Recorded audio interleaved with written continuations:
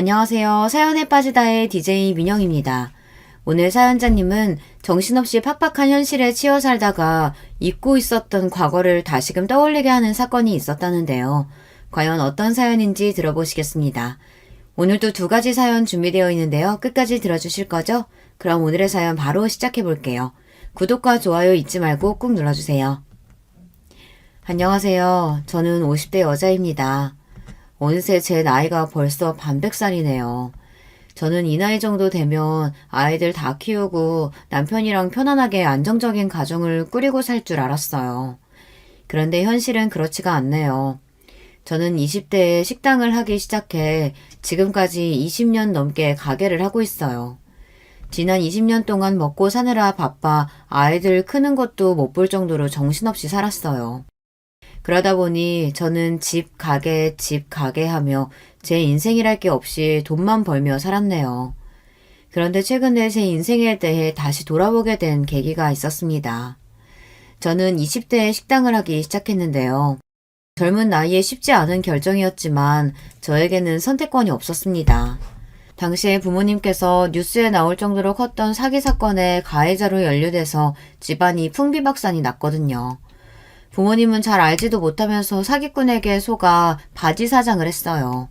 사건이 커지자 결국은 부모님이 다 책임을 떠안게 됐죠. 당시에 이미 부모님 두 분이 다 구치소에 수감된 상태라 모든 문제를 저 혼자 해결해야 했습니다. 얼마 되지도 않은 집까지 팔아 어떻게든 해결해 보려고 했지만 턱도 없었어요. 저는 빚쟁이들에게 쫓기다 외삼촌 집에까지 가 있었는데요. 어떻게 알고 빚쟁이들이 거기까지 몰려들었어요. 그 당시에 제 곁에 외삼촌이 없었다면 저는 지금 어떻게 됐을지 몰라요. 결국은 외삼촌의 도움을 받아 빚의 일부를 해결하기는 했지만 이미 재판에서 부모님이 형까지 받게 된 상황이라 부모님은 감옥에 다녀야 했어요. 그때만 생각하면 지금 저는 아직도 가슴이 떨려요. 세상에 혼자 남겨지게 된 것 같아 너무 무섭고 정말 죽고 싶었거든요. 여기까지 들으셔도 제가 어떻게 살았을지 대충 짐작하시겠지만 저는 썩 평범하지 않은 학창시절을 보냈습니다. 태어났을 때부터 집안 형편이 좋지 않았습니다. 저는 그런 우리 집이 너무 싫어 줄곧 방황하며 지냈어요. 남들보다 사춘기가 길게 왔는지 저는 학창시절 내내 그렇게 부모님을 싫어했어요. 성인이 되어서도 마찬가지였습니다. 돈이 없어서 가난한 건 그렇다 치더라도 저희 부모님은 부모로서 존경할 부분이 하나도 없는 분들이었어요. 부모님 두 분은 시작부터가 엉망이었어요. 둘 다 젊어서 다단계를 하다가 만났다고 하더라고요. 나중에 다단계라는 걸 알고 둘 다 빠져나와 결혼하고 저를 낳고 사셨습니다. 그런데 두 분 다 정상적인 직장 생활을 해본 적이 없다 보니 경제적으로 힘들었대요. 아버지는 도대체 뭘 하고 다니는진 모르지만 그냥 여기저기 돈이 되는 일만 있으면 따라다니셨어요. 집에 들어오지도 않으셨고요. 어머니도 아버지와 다르지 않았습니다. 화장품, 방문 판매 같은 걸 하시면서 돈을 벌기는 했지만 저를 전혀 돌보시지 않았어요. 아침이면 달걀 딱 하나 붙여서 저에게 먹으라고 주고 알아서 학교를 가라고 하셨어요. 저는 학교가 끝나고 집에 돌아오면 항상 혼자였습니다.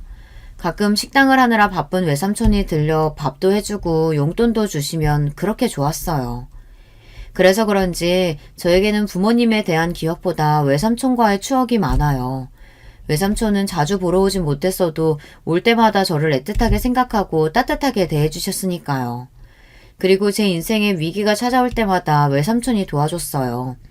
부모님이 감옥에 갔을 때도 제가 아무것도 하지 않고 집에 처박혀만 있는데 저를 세상 밖으로 꺼내주셨습니다. 많이 힘들겠지만 그렇다고 이렇게 넋을 놓고 있으면 어떡해. 사람이라는 게 다 먹고 살자면 사는 건데 일어나. 먹고 살려면 일을 해야지. 내가 이제 와서 무슨 일을 해요. 사기꾼 부모한테서 큰애 나 같은 애를 누가 써주겠어요. 어허, 이놈 봐라. 누가 써주긴 누가 써줘. 내가 써주지. 삼촌이 어엿한 식당 사장인데 우리 조카가 할 일이 없겠어?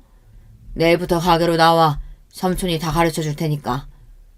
그 코딱지만한 가게에 내가 할 일이 뭐가 있어요. 삼촌 혼자 먹고 살기도 힘들면서. 됐으니까 그냥 가세요. 당시에 저는 삐뚤어져도 한참 삐뚤어져 있었습니다. 외삼촌이 저를 얼마나 걱정하시는지 알면서도 말이 곱게 나오지를 않았어요. 부모 같지도 않은 부모 밑에서 자라다 보니 저는 항상 어른들의 말이 다 헛소리 같았거든요. 더군다나 그때까지는 저는 식당이고 뭐고 아무것도 생각이 없었어요. 삼촌 식당이라고 해봐야 작은 한식당이었는데 제가 거기 가서 할 일이 뭐가 있겠어요. 그래, 네 말이 맞아. 삼촌도 코딱지만한 가게 하면서 혼자 먹고 사는 게 너무 힘드니까 똑똑한 우리 조카가 삼촌 좀 도와줘라. 삼촌은 제가 필요하다는 말도 안 되는 핑계를 대며 다음날부터 매일 저를 끌고 식당에 나갔습니다. 그리고 설거지며 재료 손질이며 잠깐 쉴 틈도 없이 쉬지 않고 일을 시켰어요. 지금 와서 생각해보면 제가 집에 처박혀 아무것도 안 하고 폐인처럼 있으니 외삼촌은 정신없이 뭐라도 시키면 제가 나아질 줄 아셨던 것 같아요. 그때 이후로 제가 외삼촌의 가게를 물려받아 지금까지 한식당을 운영하고 있으니 어쩌면 그때 삼촌의 판단이 옳았는지도 모르겠어요. 제가 워낙 머리가 좋아서 뭐든 잘하는 사람이긴 해요. 그런데 생각보다 식당 운영도 잘했습니다. 삼촌을 쫓아다니며 음식이든 가게 운영이든 닥치는 대로 배우면서 저는 삼촌을 도와 가게를 키웠습니다.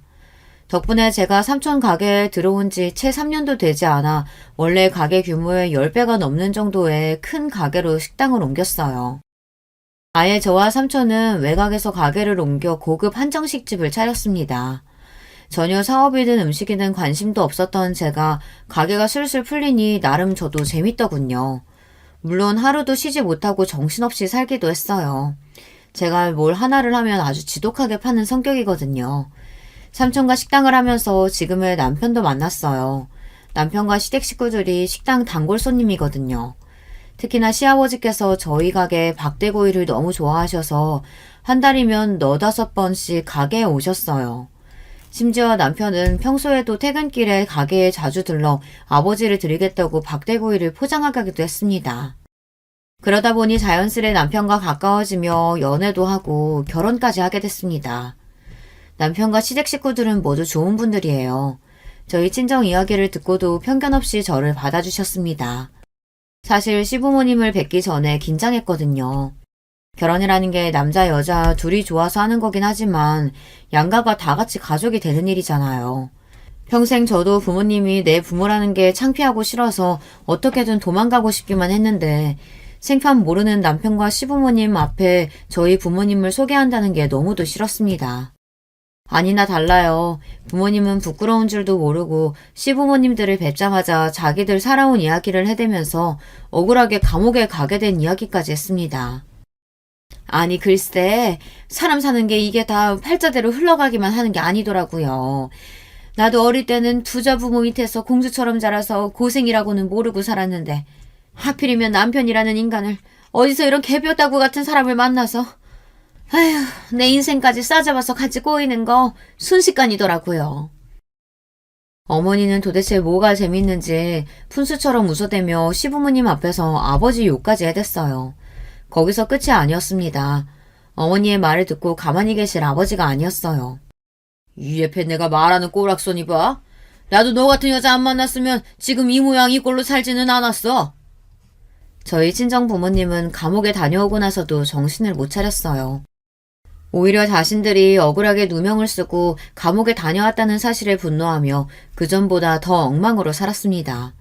수준이 얼마나 낮은지 그 와중에 감옥에서 만난 사람들과 어울려 다니며 매일 크고 작은 사고를 치는 바람에 저와 외삼촌이 그 뒤치다꺼리를 다 해야 했습니다. 말이 뒤치다꺼리지 사고치고 다니는 수습을 해주는 것도 자꾸 반복되니 저나 삼촌이나 너무 힘들었어요. 그런데 이제는 제 결혼까지 파투내려고 하니 기가 막히더군요. 이 자리가 지금 어떤 자리인 줄 알고 그런 쓸데없는 소리를 하고 있어. 아이고 사돈 죄송합니다. 제 동생이랑 외제가 워낙 물색이 없는 사람들이라 이렇게 속에 있는 말을 감추지를 못해요.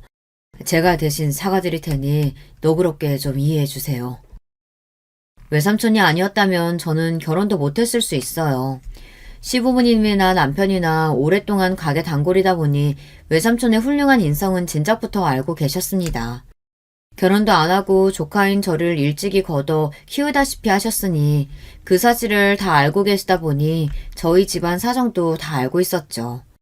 그날 상견례가 끝나고 돌아오는 길에 저희 부모님께 선전포고했어요. 지금까지 부모라고 해준 것도 없이 매일 민폐만 끼치고 산 것도 모자라서 이제는 내 결혼까지 망치려고 그래요? 오늘이야 어쩔 수 없이 시부모님이랑 인사하는 자리니까 같이 나온 거지만 앞으로는 결혼해도 괜히 부모 노릇 하려고 하지 마세요. 그냥 지금까지 한 것처럼 저한테 내내 무신경하게 하시면 돼요. 알았죠? 저는 상견례 내내 참고 있었던 말을 퍼부었습니다. 부모님은 얼굴을 붉히며 저처럼 싸가지 없는 딸녀는 아마 세상에 없을 거라고 궁시렁거렸습니다. 하지만 저는 그런 소리를 들어도 일절 신경 쓰지 않았어요. 애초에 어릴 때부터 욕이라는 욕은 다 듣고 커서 그런지 타격감도 없었어요. 솔직한 심정으로는 부모님과 평생 안 보고 살아도 상관없다 싶을 정도였죠. 이런 속마음을 혹시나 누구에게 들킬까 혼자만 마음으로 삭히고 살았습니다. 아무리 부모가 엉망이고 자식에게 해준 게 없어도 자식으로서 그런 말을 한다는 게 불효 중 불효잖아요. 그래도 제가 지금까지 부모에게 참고 산 게 있는데 이제 와 망치고 싶지 않았습니다. 그런데 항상 우리 집은 부모와 자식 간 관계를 망치는 건 자식이 아니라 부모였습니다. 한 번은 이런 적이 있었어요. 결혼하고 얼마 뒤 갑자기 연락도 없이 부모님이 우르르 사람들을 데리고 식당에 온 적이 있습니다. 저는 부모님의 등장에 이미 심기가 뒤틀려서 상종하고 싶지도 않았습니다. 그런데 착한 삼촌은 어느새 부모님에게 가서 웬일이냐고 안부를 묻고 부모님이 데려온 손님들에게 인사까지 하고 있더라고요. 저는 답답했지만 끼고 싶지 않아 멀리서 부모님을 지켜보기만 했습니다. 그런데 역시나 사람은 변하지를 않습니다. 데리고 온 사람들도 다들 뭐라는 사람들인지 하나같이 사기꾼들 같았어요. 주고받는 대화들도 다들 자기 자랑하기 바쁘고 허세만 부렸어요. 거기까지도 저도 그러려니 했습니다. 어릴 때부터 항상 봐왔던 광경이니까요. 그런데 문제는 부모님이고 같이 온 일행들이고 하나같이 다 저희 가게 직원들에게 무례하게 굴었다는 겁니다. 반말하는 건 기본이었고 서빙이 늦었다면서 자꾸만 험상궂은 얼굴로 소리를 질렀어요. 심지어 몇몇은 술에 취해 행패까지 부렸습니다. 저는 도저히 참을 수가 없어 부모님께 다가갔어요. 다 드셨으면 행패 그만 부리시고 사람들 데리고 이제 그만 돌아가세요. 저 나름대로 최대한 정중하게 말한 거예요. 생각 같아서는 경찰을 불러서 다 식당 밖으로 끌어내고 싶었습니다. 그런데 그 순간 부모님 두 분 다 표정이 싸하게 굳더군요. 그러더니 한다는 말이 가관이었습니다. 얼씨구, 이게 기껏 먹이고 재우고 다 키워놨더니만 혼자서 큰 줄 알고 싸가지 없이 구는 꼴 좀 봐. 당신은 도대체 자식 새끼를 어떻게 키웠으면 딸년이 저 모양 저 꼴이야? 자식 새끼라고 내가 혼자 낳았어? 같이 낳았으면 어머니 당신 책임도 있는 거지. 왜 나한테 지랄이야? 부모님은 또 시작이었습니다. 손님들이 가득한 식당 안에서 저에게 소리를 질렀어요. 무식하면 눈치라도 있던지 눈치가 없다면 목소리라도 작던지 문제는 한두 가지가 아니었어요. 정말 천박해서 봐줄 수가 없었습니다. 어머니가 아버지고 둘 다 언제 나를 키워줬다고 그래요? 나 혼자 컸거든요? 혼자 이렇게 알아서 잘 큰 거니까 쓸데없는 소리 하지 말고 계산이나 하고 나가요. 저는 할 수만 있다면 부모고 뭐고 다 쫓아내고 싶었습니다.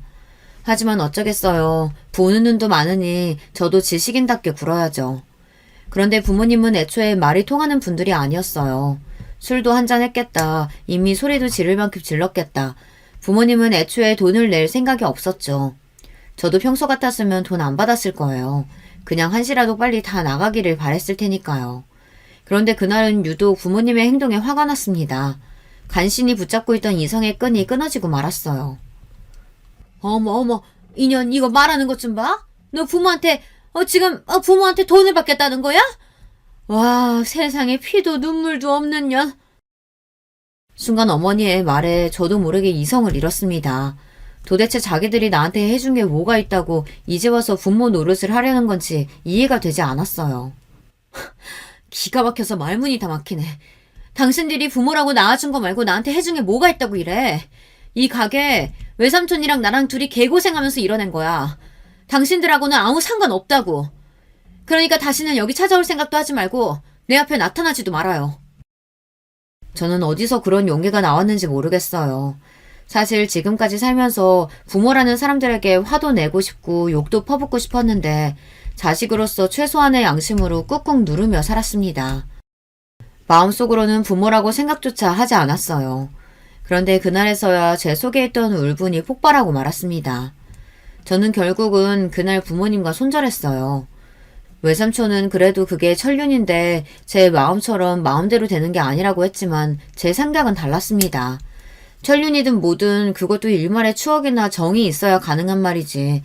저는 부모님과 조금의 정도 추억도 없기에 앞으로 영영 보지도 않고 산다 해도 아쉬울 게 하나도 없었습니다. 오히려 그 뒤치다꺼리 안 해도 되니 좋았어요. 그렇게 저는 인생에서 부모님을 빼고 나니 전보다 훨씬 더 살만했습니다. 외삼촌은 그런 저를 항상 안타까워하고 안쓰럽게 생각했지만 저는 전혀 상관없었어요. 그리고 남편과 시댁에서 이런 저를 이해해주고 받아주셨다는 거에 감사하며 남편과 시댁 식구들을 가족으로 여기고 더 잘하고 살기로 했어요. 저에게 가족이라고는 남편과 시댁 그리고 외삼촌 뿐이었으니까요. 그런데 인생이라는 게 역시나 순탄하게만 흘러가는 게 아닌가 봐요. 이제 좀 평온해졌다 싶었던 제 인생에 새로운 걸림돌이 생겼습니다. 바로 동서예요. 제가 둘째를 낳고 얼마 되지 않아 시동생이 결혼을 했어요. 시동생은 영국에서 박사학위를 받아서 나오느라 내내 영국에 있었습니다. 그리고 한국에 들어오자마자 명문대 교수로 임명됐어요. 사실 제가 말은 안 했는데 시댁 식구들이 다들 학벌이 좋아요. 시부모님도 다들 명문대를 나와 이름만 나라면 아는 회사에 다니셨고 남편도 교육대를 나와 학교 선생님입니다.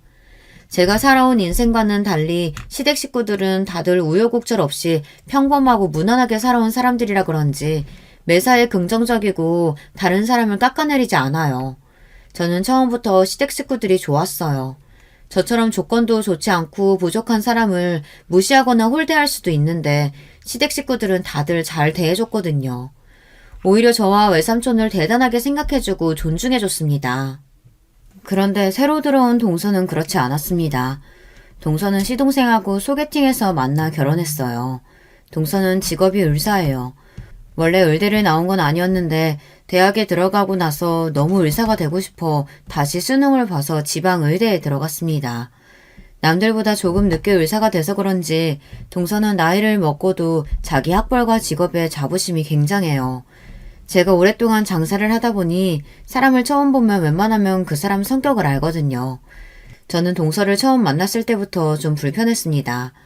사람을 볼 때마다 무례하다 싶을 정도로 꼬치꼬치 묻고 자꾸만 제 앞에서 자기 잘난 척을 했어요.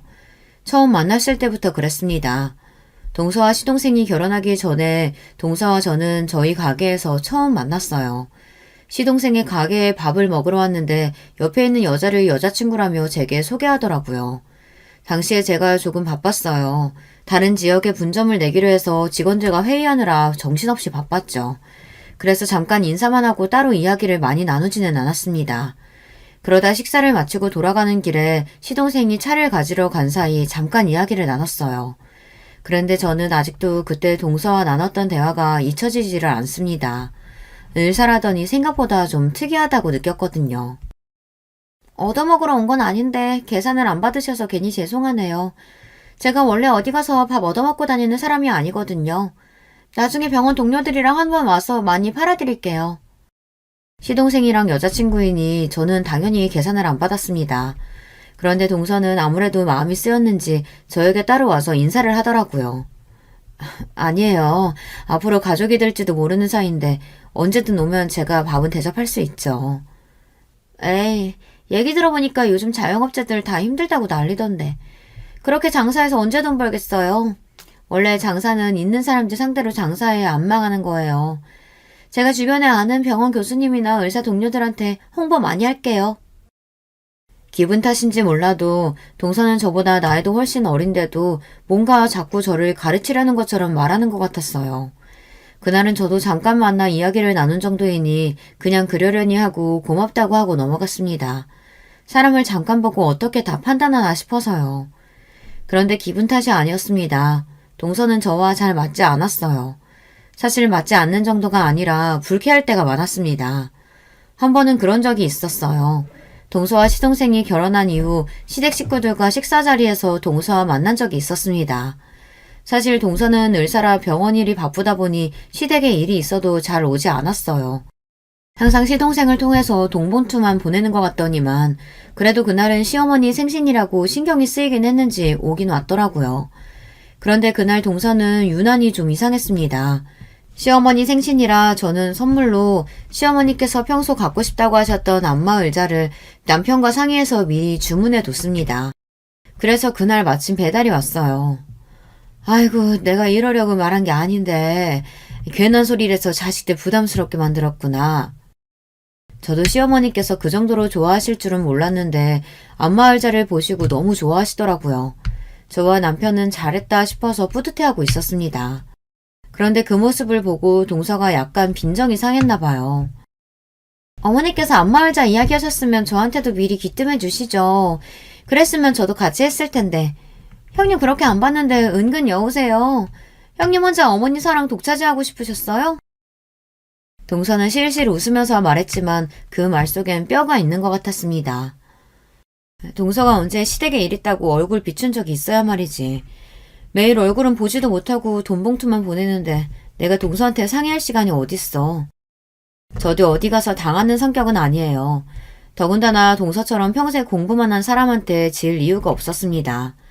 저는 제 할 말만 하고 자리에서 일어나 주방으로 갔습니다. 그런데 동서는 아직 말이 안 끝났는지 자꾸만 제 뒤를 졸졸 쫓아오더니만 일은 안 돕고 자꾸 쓸데없는 말만 걸었어요. 맞다 형님. 저는 몰랐었는데 형님이 하는 식당 외삼촌한테 물려받으신 거라면서요? 와 대박. 형님 그렇게 안 봤는데 금수저셨나봐요. 동서가 며칠 전에 제가 식당에 없을 때 병원 동료들이랑 회식하러 식당에 왔었다더니만 도대체 무슨 소리를 들었는지 갑자기 이것저것 묻더라고요.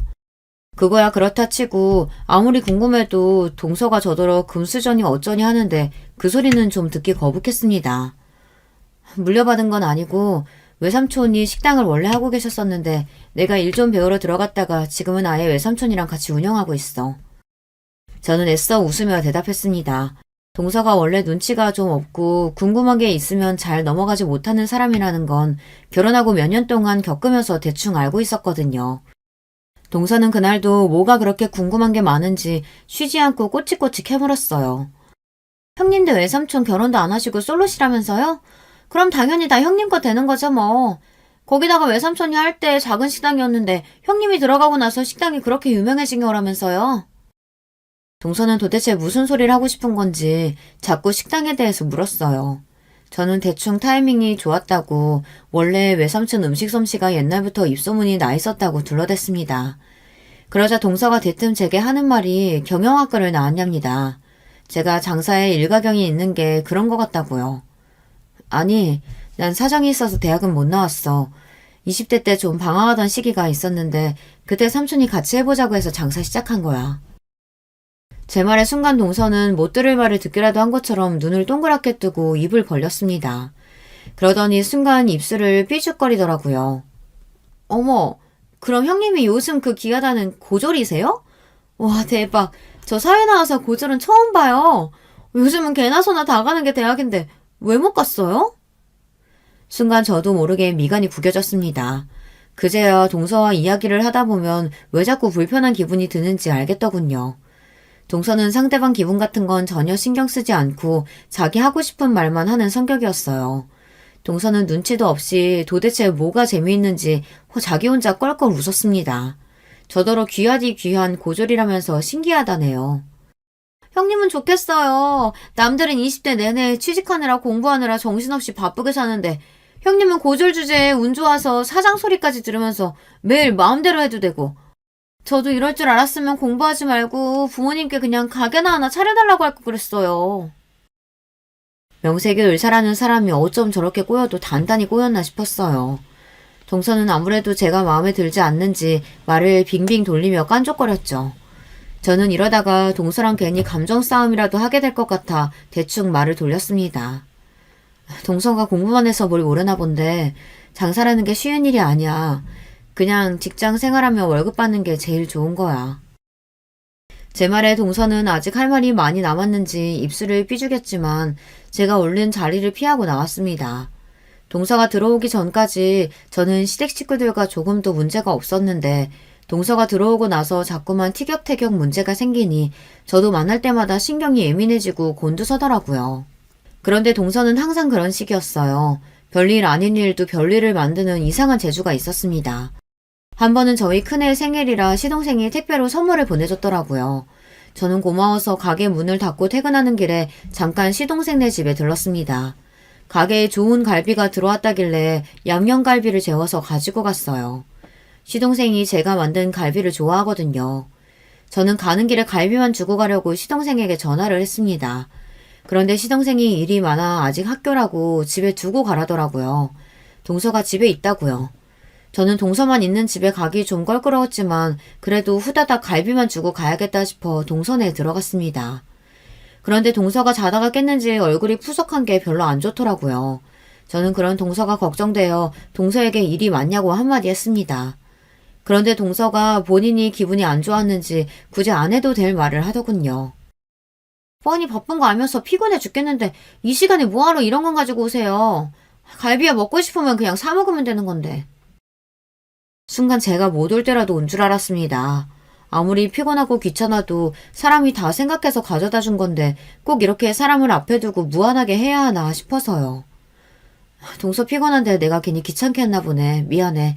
이거 그냥 냉장고에 넣어뒀다가 내일 먹어. 나 그만 갈게. 저는 민망해서 말도 잘 나오지 않았습니다. 그래서 후다닥 동서네 집에서 나오려고 했어요. 그런데 그때 동서가 뒤에서 중얼거리는 게 들리더군요. 이래서 사람이 가정교육을 잘 받아야 하는 건데 부모가 사기꾼이니 뭘 보호했겠어?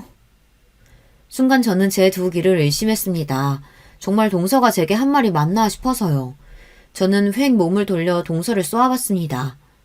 동서, 지금 나더러 들으라고 한 말이야? 사기꾼이라니. 동서가 뭘 한다고 감히 나한테 마음대로 떠들어. 얼마나 화가 나는지 저도 모르게 눈물까지 눈동자에 왈칵 차올랐습니다. 제가 살면서 제일 듣기 싫었던 소리가 바로 가정교육을 못 받았다는 소리를 듣는 거예요. 어려서부터 매일 사고만 치는 부모님 아래에서 크다 보니 주변 어른들에게 별의별 소리를 다 들으며 자랐습니다. 부모가 저 모양이니 너는 정신 똑바로 차리고 살아야 한다부터 네가 잘못하면 이게 다 부모를 닮아서 그런다 소리를 듣는 거니 조심하라고들 했죠. 듣자하니 형님네 친정 부모님 사기죄로 감옥도 갔다 오셨다면서요? 아, 소름 끼쳐. 자식도 있는 분들이 도대체 어떻게 사셨으면 감옥에 가요? 동서는 자기 팔짱까지 끼고 거만하게 저를 아래로 내려다봤습니다. 순간 저는 너무 기분이 상해서 하마터면 동서 머리끄댕이로도 잡을 뻔했어요. 저는 애써 이성을 붙들고 크게 한숨을 내쉬었습니다. 동서, 내가 정말 마지막으로 경고하는 건데 그 입 좀 조심해. 한 번만 더 내 앞에서 선 넘었다간 절대 그냥 안 넘어가. 알았어? 저는 동서고 뭐고 다 뒤집어버리고 싶었지만 간신히 참았습니다. 그리고 그날 집에 돌아오면서 혼자 얼마나 울었는지 몰라요. 다른 사람도 아니고 동서에게 그런 모욕적인 소리를 들었으니 너무 수치스럽고 속상했습니다. 그리고 한 가지 깨달았어요. 동서와 저는 아무리 노력해도 절대 가까워질 수 없는 관계라는 걸요. 그로부터 얼마 뒤 어느 날이었습니다. 제가 식당에서 바쁘게 마감을 하고 있는데 늦은 시간에 동서가 식당에 왔어요. 그것도 병원 동료들을 잔뜩 데리고 왔더라고요. 그런데 동서와 일행들에게 술 냄새가 지독하게 났습니다. 알고 보니 이미 회식을 하고 술에 잔뜩 취한 상태더라고요. 형님, 제가 오늘 병원 식구들이랑 회식했는데 너무 기분 좋게 마셔서 2차는 제가 쏘겠다고 일부러 멀리까지 다들 데리고 왔어요. 자, 잘했죠? 동서는 지난번 일은 까마득하게 잊었는지 저에게 친한 척 제 팔짱까지 끼며 애교를 부렸습니다. 저는 동서에게 아직 감정이 많이 남아있는 상태였지만 애써 표정 관리를 했어요. 주변에 동서 병원 동료들도 있는데 쪼잔하게 티내고 싶지 않아서요. 동서, 연락을 좀 먼저 해주지 그랬어. 멀리서 와줬는데 어쩌지? 우리 마감 시간 다 돼서 직원들 퇴근해야 하는데 안 되겠다. 이 근처에 나랑 친한 사장님네 치킨집 있으니까 내가 그쪽으로 안내할게. 동서 나름대로는 우리 가게에 와서 좀 팔아주고 싶은 마음에 멀리서 온 거겠지만 저도 곤란하기는 마찬가지였어요. 이미 식당 마감 시간도 지났고 직원들도 하나둘 옷까지 갈아입고 나오는 중이었거든요. 저는 애써 동서를 다독이며 근처 치킨집에 가자고 했습니다. 제가 쏘겠다고요. 그런데 그때였어요. 동서가 술에 취해도 많이 취했는지 말도 안 되는 억지를 부렸습니다. 형님, 우리가 강남에서 이 깡시골까지 힘들게 택시 타고 왔는데 지금 설마 문전박대 하시는 거예요? 동서, 연락도 안 하고 와놓고 문전박대는 무슨 문전박대야. 동서는 뜬금없이 이상한 방향으로 몰고 갔습니다. 거기다가 고작 서울에서 조금 벗어난 경기도에 있는 우리 식당을 가지고 깡시골이라고 하면서요. 저는 기분이 당연히 상했지만 술 취한 사람이랑 말해봐야 뭘 하나 싶어 대충 웃어 넘겼어요. 그럼 빨리 들어가서 우리 마시는 거 해주세요. 내가 우리 병원 의사들 다 데리고 여기까지 왔는데 형님이 자꾸 이러시면 내가 너무 쪽팔리잖아요. 동서는 몸까지 비틀거리며 고래고래 소리를 질렀습니다. 저는 아무래도 이대로는 안 돌아갈 것 같아 대충 알겠다고 하고 자리에 앉으라고 했어요. 제가 안주거리를 좀 챙겨오겠다고요. 그리고는 직원들에게는 얼른 퇴근하라고 했습니다. 그런데 그때였어요. 제가 그렇게 동서에게 경고했는데도 동서는 정신을 못 차렸습니다. 동서가 아주 신이 났는지 자기 동료들도 있고 우리 가게 직원들도 있는 앞에서 선을 넘어도 세게 넘더라고요. 역시 우리 형님 최고! 자, 여러분! 모두 우리 형님한테 인사해. 근데 우리 형님 고졸이다? 다들 고졸 본 지 오래됐지? 나 사회 나와서 고졸 처음 본다니까? 너무 신기해! 순간 식당 안에는 정막이 흘렀습니다. 저도 저지만 동서 주변에 있던 동료들까지 당황한 눈치였어요. 그런데 그 순간 정적을 깨고 가게 직원들이 배까지 잡으며 깔깔 웃어댔어요. 어머, 우리 사장님 동서분이라더니만 아무것도 모르시네요? 우리 사장님 사시도 합격한 사람인데요? 그런 대단한 사람한테 그깟 대학 안 나온 거 가지고 무슨 소리 하시는 거예요? 직원들은 동서의 말이 어이가 없다는 듯 혀까지 끌끌 찼습니다. 그러게, 우리 사장님 사시 합격하고 연수원을 못 들어가서 그렇지 사시 합격할 때 차석까지 한 사람이라고 왕 사장님이 아주 입이 마르게 자랑하셨잖아요. 그래, 그래서 우리 아버지 사기당할 뻔할 때도 사장님이 도와주셨잖아. 아는 변호사도 소개해주고. 아휴, 다들 퇴근이나 하라니까 뭘 다 지난 이야기들을 하고 그래. 얼른들 가요. 저는 괜히 민망해서 직원들에게 그만하고 돌아가라고 했습니다. 그런데 사실 저도 놀랐어요. 나이가 들어서 저도 까마득하게 잊고 있었는데 맞아요. 제게 그런 일이 있기는 했습니다. 제가 사법고시를 본 것도 모자라 합격까지 했었어요. 그것도 전체 차석으로 말이죠. 저도 그때 기억이 까마득한 게 벌써 20년도 넘은 일이네요. 아니, 형님, 이게 다 무슨 소리예요? 아휴, 너무 놀라서 술이 다 깨네. 동서는 이게 다 무슨 소리냐면서 눈을 동그랗게 떴습니다. 그러더니 술이 다 깼는지 제게 바짝 다가왔어요. 어머, 동서는 몰랐구나. 내가 고졸인 건 맞는데 사실 사시 출신이야. 차석한 것도 사실이고. 저는 최대한 가슴을 펴고 당당하게 말했습니다. 이런 기분을 느껴보는 것도 얼마만인지 모르겠어요. 사실 사법고시에 합격했다고 해도 제가 지금 당장 변호사도 검사도 아닌데 괜히 우쭐거리며 말할 일이 아니라고 생각하다 보니 지금까지 사람들 앞에서 제가 사법고시에 합격했다는 말을 내세워 본 적이 없었어요. 하지만 외삼촌은 그런 저를 언제나 자랑스럽게 여기셔서 보는 사람마다 자랑하고 다녔습니다. 얘가 사법고시 차석까지 하는데 내가 사정사정해서 나랑 가게 일 도와주는 거라니까. 내가 우리 조카한테는 진빚이 많아서 해달라는 건 뭐든 다 해줄 수 있어. 머리 좀 믿고 대학도 안 나와서 사법고시 좀 본 게 뭐가 그렇게 대단한 일이라고 외삼촌은 저를 대단하게 여기셨어요. 혹여나 부모님 때문에 제가 어디 가서 사람들에게 무시라도 당할까 어디를 가나 저를 추켜 세웠습니다. 누가 봐도 제가 외삼촌에게 받은 도움이 더 많은데도 항상 저에게 빚이 있다고 고맙다고 하셨어요. 외삼촌이 제 곁에 없었던 지난날을 생각하면 저는 끔찍하기만 해요. 저는 어릴 때부터 찢어지게 가난한 집에서 자랐습니다. 요즘 사람들이 보면 서울에 이런 집이 있다고 라고 할 정도로 말도 안 되는 낡은 집에 살았어요. 더군다나 부모님 사이가 좋지 않아 매일 얼굴만 마주치면 두 분은 싸우셨습니다. 싸우는 이유는 항상 똑같았어요. 그놈의 돈 때문이었습니다. 부모님은 싸우다가 결국은 항상 최악으로 갔어요. 눈에 보이는 물건을 바닥으로 내던진 아버지는 혼자 분에 못 이겨서 집을 나가셨습니다. 그러고 나면 어머니는 저는 신경도 안 쓰고 혼자 술을 마시며 울기만 하셨습니다. 어린 나이에 그 모습이 싫어 저는 항상 혼자 방에 들어가 책상에 앉아 공부만 했습니다. 공부하면서도 머릿속은 온통 부모님 원망으로만 가득했어요. 돈 가지고 아버지 바가지 긁는 어머니도 싫었고 어머니의 울부짖음에 책임감 없이 집을 나가버리는 아버지도 싫었습니다. 저는 절대 부모님처럼 살고 싶지는 않았어요. 가난한 집안에서 태어난 저에게 부모님처럼 살지 않을 방법은 공부밖에 없었습니다. 공부 열심히 해서 하루라도 빨리 성공해 이 집을 탈출하고 싶었어요. 그런데 그것도 제 마음처럼 쉽지 않았습니다. 가난이라는 건 의지만 있다고 해서 쉽게 벗어날 수 없는 거더군요. 뾰족한 수가 없으면 벗어나기 힘들었어요. 제가 아무리 성적이 좋아도 부모님께서 알아주지 않으니 저에게 기회는 많지 않았습니다. 저보다 공부 못하던 애들이 고액 과외도 하고 학원도 다니다 보면 금방 저를 쫓아왔어요. 저는 부모에게 뒷받침받는 애들에게 뒤처지지 않기 위해 혼자서 부단히도 노력했습니다. 열심히 한 덕분에 선생님들의 관심을 받아 대회 추천도 많이 받았어요. 그런데 그러면 뭘 하겠어요. 부모님께서 전혀 제 학교 생활에 관심이 없으신걸요. 한 번은 그런 적이 있었어요. 담임 선생님이 수학 경시대회에 나가보라고 추천서를 써주셨습니다. 그런데 대회에 나가려면 부모님의 도움이 필요했어요. 다른 지역에서 하는 대회라 부모님이 데리고 가줘야 하기도 했고 참가비도 조금 있었습니다. 그런데 저희 부모님은 그마저도 아깝다고 경시대회에 나가지 말라고 했어요.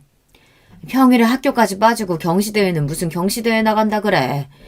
그리고 거기까지 가려면 차비에 밥값에 움직이면 다 돈인데 우리 집에 그럴 돈이 어딨어. 그냥 넌 못 나간다고 하고 다른 애들이나 나가라고 해. 세상에 이런 부모가 또 있을까요? 남들은 나가고 싶어도 못 나가는 대회를 담임 추천서까지 받아서 나갈 수 있는데도 그까지 비용이 아까워서 저희 부모님은 나가지 말라네요. 저는 그때 태어나 처음으로 가장 큰 절망감을 느꼈던 것 같아요. 어린 마음에 내가 아무리 노력해도 열심히 해도 소용없구나 싶었죠. 그런데 그때 마침 집에 놀러와 있던 외삼촌이 저와 어머니가 하는 대화를 듣고 어이가 없다는 듯 어머니를 나무라셨어요. 야, 너 지금 그게 무슨 소리야? 애가 공부를 얼마나 잘하면 학교에서 선생님이 추천서까지 써줬는데 그 대회를 안 나간다는 게 말이 돼? 지영아, 삼촌이 비용 줄 테니까 무조건 나가. 무조건. 그때 외삼촌이 아니었다면 저는 아마 모든 걸 다 포기했을지도 몰라요. 그래도 외삼촌이 제 편을 들어주신 덕분에 저는 기운을 차렸습니다. 그리고 외삼촌은 정말로 수학 경시대회에 나가라고 그때 돈 50만 원을 선뜻 어머니에게 주셨어요. 이 돈 우리 지영이 대회 나가는 데 쓰라고 주는 거니까 절대 다른 데 쓰지 말고 무조건 지영이 데리고 대회 나가. 알았지? 아유, 결혼도 안 한 오빠 있으니까 이런 게 좋네. 조카 용돈도 주고. 외삼촌은 고등학교를 졸업하고 일찍이 식당에서 일하며 기술을 배웠어요. 그러고는 평생 독신으로 사셨습니다. 삼촌은 본인은 공부를 못했지만 공부를 잘하는 사람들을 보면 언제나 부러웠대요. 그래서 제가 포기하지 말고 잘 됐으면 하는 마음으로 많이 도와주셨습니다. 우리 집에서 이런 머리가 나오기 힘든데 삼촌이 우리 하나뿐인 조카 팍팍 밀어줘야지. 앞으로 공부하다가 필요한 거 있으면 언제든 삼촌한테 말해. 그전까지 외삼촌은 장남이 장가를 안 갔다는 이유만으로 집에서 골칫덩이 취급을 받았었는데 저에게는 달랐습니다. 그 순간 저에게는 영웅이나 다름없었어요. 외삼촌은 그때부터 저의 영원한 지원자가 되어주셨습니다. 사실 저는 대학에도 합격했었어요. 법대는 아니었지만 성균관대에 합격이 된 상태였어요. 부모님은 먹고 죽을래도 돈이 없다면서 대학을 포기하라고 했어요. 아니면 장학금 주는 대학으로 가라고 했습니다. 그때의 절망감은 말로 다 못합니다. 매일 밤 이불을 뒤집어 쓰고 혼자 울었어요. 남들은 가고 싶어도 못 가는 대학에 떡하니 붙었는데도 저희 부모님은 아무도 기뻐해주지 않으셨으니까요. 그때 저는 처음으로 외삼촌에게 도와달라고 전화했어요. 어디에도 부탁할 곳이 없었으니까요. 삼촌, 제가 면목이 없는 건 아는데요. 이번 한 번만 좀 도와주실 수 있어요? 저 대학 등록금 한 번만 내주세요. 제가 다음 학기부터는 무슨 수를 써서든 제가 알아서 할게요. 제 부탁에 외삼촌은 적잖이 놀란 듯 보였지만 그래도 어떻게든 도와주고 싶다고 하셨어요. 삼촌이 지금 당장은 그런 큰 돈은 없는데 며칠 내로 주변에서 금방 구해보마. 그러니까 절대 걱정하지 말고 기다리고 있어.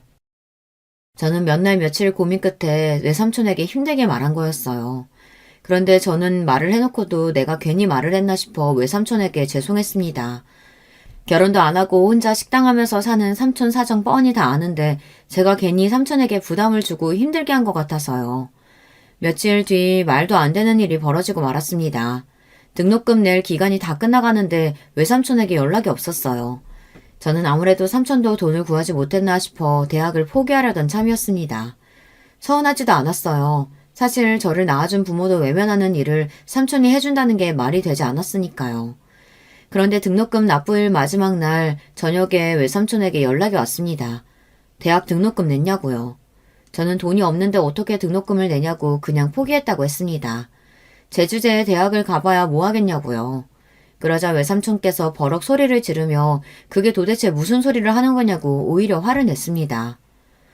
내가 오늘 아침에 너희 엄마한테 돈 보냈는데 무슨 소리야? 너희 엄마 등록금 안 냈대? 그랬습니다. 외삼촌은 힘들게 여기저기 발품을 팔고 돌아다니며 제 등록금을 간신히 구해 당일 아침에 어머니께 연락했답니다. 등록금은 학생 보호자가 납부해야 하니까요. 그래서 삼촌은 돈을 구하자마자 곧바로 어머니 계좌로 붙였답니다. 저는 삼촌 말을 듣는 순간 불안했어요. 그리고 삼촌에게 저희 어머니에게 들은 말이 아무것도 없다고 전했습니다. 그러자 삼촌은 그날 밤 식당 문도 급하게 닫고 우리 집으로 왔어요. 그리고 그날 밤 어머니와 외삼촌은 대판 싸우셨습니다. 알고 보니 어머니가 중간에서 사고를 쳤더라고요. 삼촌이 보낸 돈을 홀라당 어머니가 마음대로 본인 빚을 갚는 데 써버렸습니다. 너 미쳤어? 아무리 돈이 없고 궁해도 그렇지. 어떻게 어미라는 년이 딸내미 대학 등록금을 네 맘대로 빚 갚는 데다 쓰면 어떡해? 내가 분명히 오늘까지 대학 등록금부터 내라고 했잖아. 지금 내가 거리에야 나앉게 생겼는데 전혀 대학 등록금이 문제야? 그리고 우리 집 사정에 제가 대학 들어가 봐야 뭐가 달라져.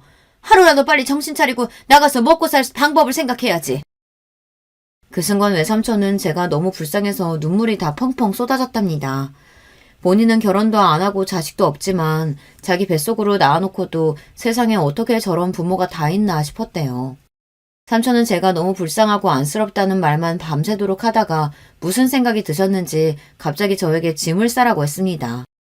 그때 저는 집을 나와서 외삼촌과 살기 시작했어요. 외삼촌이 본인이 돈만 있으면 어떻게든 대학에 보내고 싶다고 했지만 저는 괜찮다고 했습니다. 부모님에게서 벗어나 살게 해준 것만으로도 감사하다고요. 그래서 그 이후 제가 사법고시를 준비했던 거예요.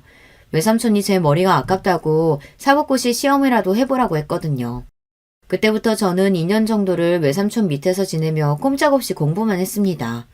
삼촌이 대단한 게 제 고시 뒷바라지를 혼자 다 해줬어요. 덕분에 시험도 단번에 붙었습니다. 제가 사법고시에 합격한 날 저녁 삼촌과 저는 둘이 끌어안고 얼마나 오랫동안 울었는지 몰라요. 그런데 제 발목을 잡은 게 바로 저희 부모님이에요. 부모님이 둘 다 같이 사기죄로 기소가 되고 감옥에 들어가는 바람에 제 사법고시 합격이 번복되었어요. 그래서 제가 그때 어느 때보다 힘든 시기를 보냈던 거예요. 물론 그때도 외삼촌 덕분에 가장 힘든 시기였던 시기를 잘 넘겼지만요. 저에게 있어 삼촌은 그냥 삼촌이 아니고 제 인생의 은인이었습니다. 저를 사법고시까지 보게 해준 것도 저에게 식당을 물려주신 것도 다 삼촌이니까요. 외삼촌이 없었다면 아마 지금의 저는 없었을 거예요. 아참, 동서는 어떻게 됐냐고요? 제가 세상에서 제일 사랑하는 우리 삼촌 이야기를 하다 그만 중요한 걸 깜빡 잊었네요. 제가 성균관대에 합격했었다는 것도 사법고시에 차석으로 합격했었다는 사실도 동서가 모두 알게 된 날 이후 동서는 저를 대하는 태도가 180도 달라졌어요. 매일 그렇게 제 앞에서 개념 없이 무시하고 잘난 척, 고고한 척을 하더니만 이제는 제 앞에서 말도 조심하고 저를 좀 어려워하는 것 같아요. 역시 뭘 해도 되는 사람은 다 되는 건가 봐요. 형님은 공부도 잘해. 그 어렵다는 사실도 척척 붙어. 거기다가 사업까지 잘하시고. 형님은 도대체 부족한 게 뭐예요? 정말 너무 부러워요. 심지어 만날 때마다 너무 아부를 떨어서 제가 민망할 정도입니다. 거기다가 그 이후에 병원 동료들을 가게에 데리고 와서 저를 다시 소개했어요. 다들 인사해요. 여기 우리 형님인데 사법고시 차석 출신에다가 식당을 2개나 운영 중이신 대단하신 분이에요. 아, 거기다가 최근엔 세무사까지 되셨다니까요? 우리 형님 너무 멋지죠? 동서 때문에 마음 상했던 시간도 있었지만 저는 이제 마냥 동서가 귀여워요. 사실 동서도 동서지만 그로 인해 저도 많이 달라졌거든요. 사실 그날 직원들이 말할 때까지 제가 사시에 합격했었던 그 행복한 시간을 까마득하게 잊고 살고 있었어요. 사는 게 너무 바빠서요. 그 순간에서야 제가 너무 가족만 생각하고 사느라 나의 꿈이며 인생은 뒷전으로 생각하고 산 것 같아 저도 후회가 많이 됐습니다. 덕분에 그날 이후 저는 마음속으로만 꽁꽁 숨겨두었던 새로운 도전을 시작했어요. 사실 식당 일이야 제 의지와 상관없이 돈만 생각하고 시작한 일이었어요. 저는 어려서부터 공부를 잘했기에 머리를 쓰면서 하는 일을 하고 싶었습니다. 하루 종일 책상에 앉아 서류를 보며 일하는 사무직이 멋져 보였어요. 저는 그 어떤 거보다 공부하는 게 적성에 가장 잘 맞았거든요. 그때 추억을 더듬어 저는 식당을 남편에게 맡기고 제 2의 인생을 살아보기로 했습니다. 저는 세무사 시험에 도전해 얼마 전에 최종 합격했어요. 혹시나 안 될까봐 가족들한테도 말도 안 하고 준비했었는데 단번에 붙어서 다행이었습니다. 사실 다행인 정도가 아니라 날아갈 듯이 기뻤습니다. 이 나이에 뭔가 도전해서 이뤄냈다는 게 스스로 너무 뜻깊었어요. 저는 최근 동네 세무사 사무실에 취업해서 일을 배우고 있습니다. 평생 장사만 하던 제 인생의 첫 직장이었어요.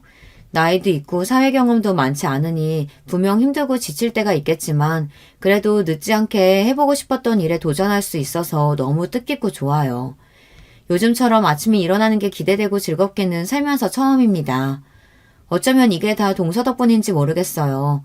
동서가 매번 저를 무시한 덕분에 저도 새로운 자극을 받았으니까요.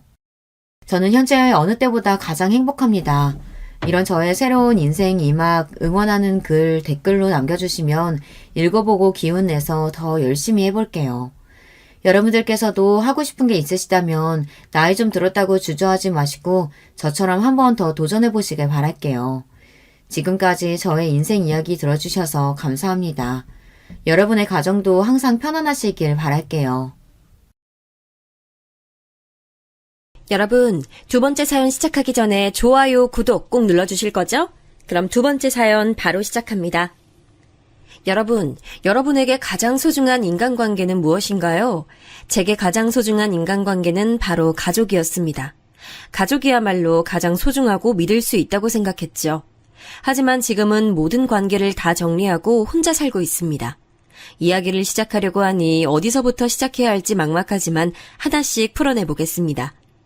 남들은 한창 인생을 즐길 나이라는 20대에 저는 회사에 입사해 일에 인생을 다 걸고 살았습니다. 그 이유는 바로 집안의 빚 때문이었죠. 저는 열심히 일해서 돈을 많이 벌어 얼른 빚을 다 갚고 싶었기에 쉬는 날 없이 일에 매진했습니다. 그렇게 10년 넘게 일했나요? 앞만 보며 달리니 어느새 빚도 다 갚았고 남들이 부러워하는 위치까지 올라갈 수 있었습니다. 그런데도 20대처럼 일하는 절 보던 주변 친구들은 이제 일은 적당히 하고 좀 즐기면서 살라고 말하더군요. 너 일 열심히 하는 건 좋은데 이젠 즐기면서 살 때도 되지 않았어? 그렇게 일만 하다간 너 나중에 놀고 싶어도 못 논다. 그때 저는 친구들의 이야기를 듣고 많은 생각이 들었습니다. 이제는 빚도 없고 친구들 말처럼 즐길 때가 되지 않았나 싶었죠. 저는 얼마간 고민하다가 더 늦기 전에 좋은 인연을 찾아보기로 마음먹었습니다. 제 나이 30대쯤 이 나이에 인연 만들기에는 동호회만 한 게 없다는 말을 듣고 저는 들어갈 만한 동호회를 쭉 찾아봤습니다. 그리고 제 맘에 쏙 들고 가장 호평인 배드민턴 동호회에 들어가게 됐죠. 그리고 전 거기서 이제는 전 남편이 된 남편을 처음으로 만났습니다. 남편의 외모는 좋게 말하면 맵시 좋고 깔끔한 인상이었고 나쁘게 말하면 기생오라비 같은 얼굴이었어요. 하지만 성격은 얼굴이랑 다르게 남자답고 화통했어요. 덕분에 동호회에서 남편의 인지도는 꽤 높은 편이었죠. 그 때문인지 동호회의 여성 회원들도 남편에게 호감을 표시하는 일이 비일비재했습니다. 게다가 남편의 얘기를 듣다 보니 동호회 밖의 인간관계도 괜찮고 자기 일도 열심히 하는 것 같더라고요. 저는 동호회 안팎으로 인기가 좋고 운동신경도 좋은 남편의 모습들에 자꾸 눈길이 갔습니다. 그래서 남편이 다른 사람들의 대시를 받고 있다는 걸 알고 있었음에도 제가 먼저 몇 번이나 남편에게 직진으로 다가갔죠. 저와 남편은 나이도 동갑이었고 저도 어디서 호감형이란 말을 많이 들어 조금이나마 자신이 있었습니다만 역시나 인기가 많은 남편은 제게 별로 관심이 없더라고요. 그래서 이 사람은 나한테 아예 관심이 없는 거구나 싶어서 남편을 향한 관심을 접으려고 했습니다. 그런데 웬걸 제가 남편에게 관심을 끊자 그때부터 되려 남편이 제게 저돌적으로 다가오는 거 아니겠어요? 동호회에서 다른 남자 회원들이 아직 초보인 저를 도와주기 위해 손을 내밀면 냉큼 다가와 자신이 대신해주겠다면서 호들갑을 떠는 거예요. 그 모습을 보고 있자니 웃기기도 하고 아니면 남의 연애를 회방을 놓으려는 심부인가 싶어 몇 번 이리 흥 저리 흥 하다가 어느 날 여느 때와 다름없이 절 도와주려 다가온 남편에게 물어봤습니다. 동석 씨, 저한테 관심 없지 않았어요? 근데 왜 자꾸 저 도와줘요? 맞아요. 저 채희 씨 딱히 좋아하지 않아요. 그런데 채희 씨 손을 다른 남자가 잡는 걸 보면 참을 수가 없어서 자꾸 돕게 되네요. 잡아둔 물고기가 빠져나가려고 하니까 급해진 게 아니고요. 듣고 보니 괘씸한 심보다 싶어 던진 농담에 남편 얼굴이 어찌나 빨개지던지요. 남편은 새빨갛게 붉어진 얼굴로 그런 게 아니라고 하더라고요. 아니긴 뭐가 아니냐고 티격태격하다가 남편 쪽에서 먼저 사실 절 좋아한다고 고백하더군요. 처음에 제가 먼저 대시했을 때 그렇게 다 거절해놓고 괘씸하긴 했는데 저도 좋아하는 마음이 있어서 그랬는지 그게 딱히 밉게 느껴지진 않더라고요. 그날의 대화를 계기로 저는 남편과 쭉 사귀게 됐습니다. 그러다 마음도 맞고 나이도 맞으니 자연스럽게 결혼까지 하게 됐죠. 결혼식을 올리고 난 뒤 저는 더는 동호회에 나가지 않았습니다. 애초에 사람도 만나고 인생을 한번 즐기며 살아볼까 싶어서 나간 동호회라서 남편을 만나니 자연스레 관심이 떨어지더군요. 남편은 아쉬워하는 눈치였지만 혼자서라도 꾸준히 동호회를 나갔습니다. 그것과 별개로 저는 남편과 결혼하고 바로 아이를 가질 계획이었습니다. 그런데 생각보다 아이가 잘 안 찾아오더군요. 그래서 남편과 같이 병원에 가서 검사도 받았습니다. 그런데 검사 결과가 좋지 않았어요. 제가 젊은 시절에 일하면서 몸을 많이 혹사해서 호르몬 불균형이 심하다고 하더군요. 의사 선생님께서는 제가 난임 수준까진 아니지만 임신을 위해선 몸 관리가 필요하다고 하셨죠.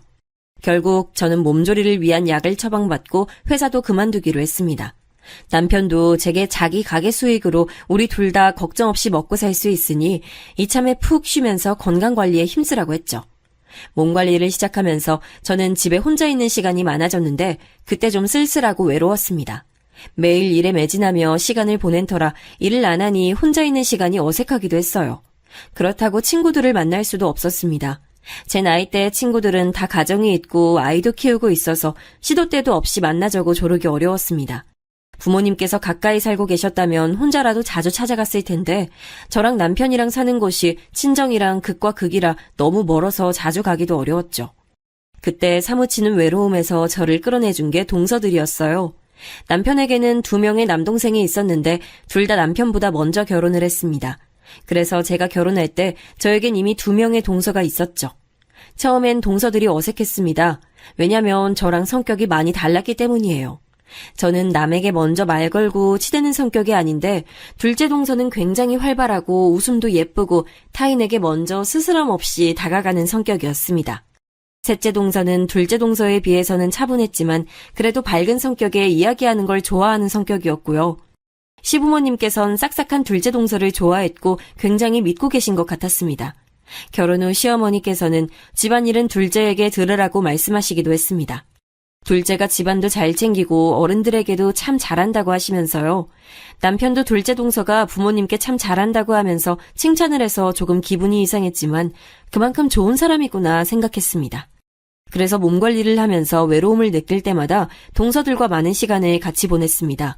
그 시간을 통해 동서들과 더 가까워졌고 집안 이야기도 많이 들을 수 있었죠. 하지만 열심히 몸 관리하고 노력해도 임신은 잘 안 됐습니다. 그러던 어느 날 동호회에 나갔던 남편이 사고로 다리가 부러지는 일이 생겼어요. 그래서 몸 관리를 하던 저는 병원 가는 것도 멈추고 남편 대신 가게를 관리해야 했습니다. 남편의 가게는 성수기와 비수기의 차이가 커서 일이 많을 때는 아주 많은 편이었어요. 하필이면 남편이 사고가 난 시기는 성수기였고요. 그래서 제가 남편의 병수발을 들기가 어려웠어요. 어떻게 하나 고민하던 그때 둘째 동서가 자신이 먼저 도와주겠다고 나서는 겁니다. 저는 걱정이 됐죠. 병수발이라는 게 원래 힘들잖아요. 그래서 몇 번이고 둘째 동서에게 괜찮냐고 물어봤습니다. 동서, 괜찮겠어? 병수발이라는 거 힘든 일인데. 그리고 집에서 기다리고 계실 서방님에게도 미안한 일이잖아. 형님, 괜찮아요. 이럴 때 서로 돕고 사는 거죠. 남편한텐 제가 잘 말해둘게요. 자기 형 일인데 그이가 이해해주지 못할 리 없잖아요. 싹싹하게 대답하는 둘째 동서가 전 참 고맙더라고요. 둘째 동서는 제가 가게에 나가 있으면 하루 한 번 정도 와서 집안 청소도 해주고 반찬도 만들어 놓고 남편을 챙겨줬습니다. 가게가 바쁜 시기라 육체적으로 굉장히 고단한 시기였는데 그래도 동서가 집안일을 도와준 덕분에 잘 버틸 수 있었던 것 같아요. 그때는 앞으로 일어날 일도 모른 채 둘째 동서한테 정말 고마워하고 그랬습니다. 그 시기에 동서는 때때로 제가 퇴근할 때까지 집에서 기다리곤 했습니다. 그럼 전 퇴근하면서 야식 하나 포장해 와서 풀어놓고 남편과 동서랑 같이 맥주 한 잔씩 하면서 이야기를 하곤 했어요. 그러면 하루의 피로가 싹 풀리면서 행복이 밀려오는 걸 느낄 수 있었어요. 저는 평생 이런 행복이 쭉 이어질 줄 알았습니다. 그러던 어느 날 생각지도 못한 불행한 일이 생겼습니다. 셋째 서방님께서 갑작스럽게 돌아가신 겁니다. 병명은 급성 심근경색이었어요. 평소 살집은 조금 있었지만 뼈도 굵고 근육도 잘 잡혀 보였던 건강한 서방님이라 어떻게 하루아침에 이런 일이 생길 수 있는지 믿기지 않았습니다. 셋째 동서가 해준 말로는 서방님께서 몇 날 며칠 야근을 하다가 돌아온 날 너무 피곤하다고 말하고 자리에 누웠을 뿐인데 다음날 아무리 깨워도 일어나지 않아 서방님이 세상을 떠난 걸 알게 됐다고 하더라고요. 사인을 판단해준 의사의 말로는 과로해서 심장에 무리가 간 거라고 하던데 어찌나 무섭던지요. 셋째 동서는 얼마나 큰 충격을 받았던 건지 장례식을 치르는 내내 펑펑 오열하다가 혼절하기까지 했습니다. 셋째 동서의 아이들은 제 엄마가 그러는 모습을 보며 따라 울다가 잠들기도 했죠. 그렇게 우리 가족은 둘째 서방님을 상주로 세워 어찌어찌 무사히 장례식을 끝마쳤습니다. 그런데 장례식을 마치고 나니 보이지 않았던 현실적인 문제가 보이기 시작하더라고요. 셋째 동서에는 아이가 셋이었는데 첫째가 아직 초등학교에 다니고 있고 막내는 이제 막 걸음마를 뗀 나이였습니다. 앞으로 아이 셋을 키우기 위해선 여러 가지 도움이 많이 필요할 텐데 셋째 동서의 친정 부모님은 이미 해외에 사는 셋째 동서의 언니네가 모시고 가버린 지 오래라 도움받을 수 있는 것이 전혀 없는 상태였습니다. 게다가 연락도 끊긴 지 오래라더군요. 생각해보니 서방님의 장례식장에서도 셋째 동서네 친가 사람들이 오는 것을 본 적이 없었습니다.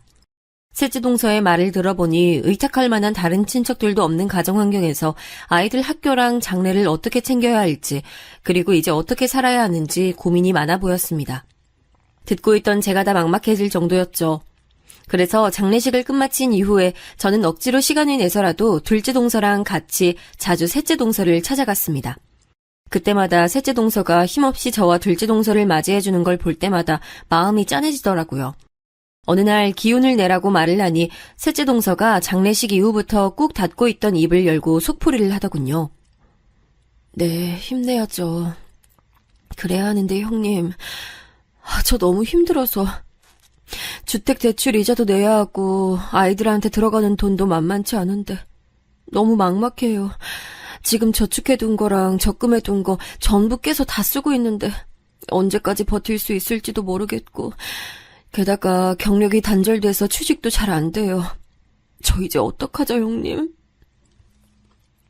저는 동서의 말을 듣고 남일 같지 않아서 너무 가슴이 아팠습니다. 꼭 제 어린 시절을 보는 기분이 들었거든요. 물론 저는 동서와 같은 일을 겪지는 않았지만 셋째 동서의 아이들이 앞으로 겪을 일들이 힘들었던 제 어린 시절과 닮았다고 생각했습니다. 제가 어린 시절에 아버지께서는 사업을 하고 계셨는데요. 갑자기 아버지께서 하시던 사업이 망하는 바람에 집에 억 단위의 빚이 생겼습니다. 아버지는 빚을 갚기 위해 막노동도 마다하지 않고 일을 하셨고 어머니도 생계를 위해 남의 집 가정부살이 일도 하셨습니다. 그렇게 빚을 갚아나가는데도 집안 형편이 나아지지 않아 반지하로 이사가고 온 가족이 계속 빚과 가난에 허덕이면서 살았었죠. 지금 셋째 동서가 겪고 있는 일이 꼭 제 어릴 때 같았고 셋째 동서가 헤쳐나갈 길이 얼마나 힘들지 눈에 훤했습니다. 그래서 셋째 동서의 막막한 마음이 너무나 잘 와닿았습니다. 저는 셋째 동서의 생활고를 모르는 사람처럼 그냥 지나치듯 바라볼 수 없었어요. 아이들도 아직 한창 자랄 시기고 게다가 제가 외로울 때 옆에 있어줬던 셋째 동서를 외면한다면 사람이 할 짓이 아니라고 생각이 들었습니다. 그래서 저는 조금이나마 보탬이 됐으면 하는 마음으로 이전부터 남편 모르게 모아뒀던 제 비상금 1,000만 원을 셋째 동서에게 툭 하고 보내줬습니다. 돈을 보내고 나니 얼마 지나지 않아 셋째 동서로부터 전화가 오더라고요. 형님, 갑자기 형님 이름으로 돈이 들어와서 놀라서 전화드렸어요. 이게 웬 돈이에요? 이거 설마 저 주시는 거예요? 그동안 내가 형님이면서 챙겨준 게 별로 없는 것 같아서 부담 갖지 말고 받아줘, 동서. 그거 내 비상금이라 남편도 모르니까 혹시라도 내 남편 눈치 볼 필요 없어. 그러니까 그걸로 급한 불부터 끄고 아이들 잘 챙기고 동서 마음도 조금이나마 놓였으면 좋겠네. 앞으로 정신 단단히 붙잡고 살아가야 돼. 전화기 너머로 셋째 동서는 울먹이면서 제게 연신 고마워했습니다. 대출이자 막을 돈도 없어서 돈이 급한 상황이었는데 이렇게 절박한 순간에 제가 돈을 내어주니 하늘에서 내려온 동아줄 같다고 정말 감사하다는 겁니다. 저는 감사의 말을 드리려고 한 일은 아니었지만 사람 마음이란 게 칭찬을 들으니 내심 참 뿌듯하더라고요. 그래서 저는 셋째 동서에게 아이들을 맡길 곳이 필요하다거나 앞으로 필요한 것이 있으면 최대한 도와줄 테니 언제든 말하라고 했습니다. 그러자 셋째 동서는 또 감사하다 말하며 울더군요. 그렇게 동서는 어떻게든 정신을 다잡고 생활전선에 뛰어들었습니다. 그렇게 노력한 끝에 셋째 동서는 작은 회사의 사무직 보조로 취업에 성공했습니다. 저는 동서의 좋은 소식에 함께 기뻐했죠. 그러는 동안 부러졌던 제 남편의 다리도 다 나아 좋은 소식이 2배가 됐습니다.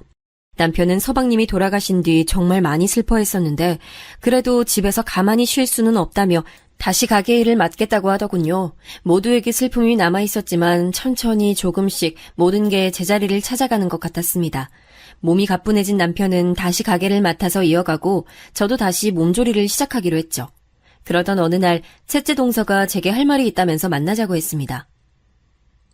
알겠어. 그럼 오늘 우리 집으로 올래? 둘째 동서도 불러서 같이 맛있는 거 먹으면서 이야기하자. 오늘 내가 쏠게.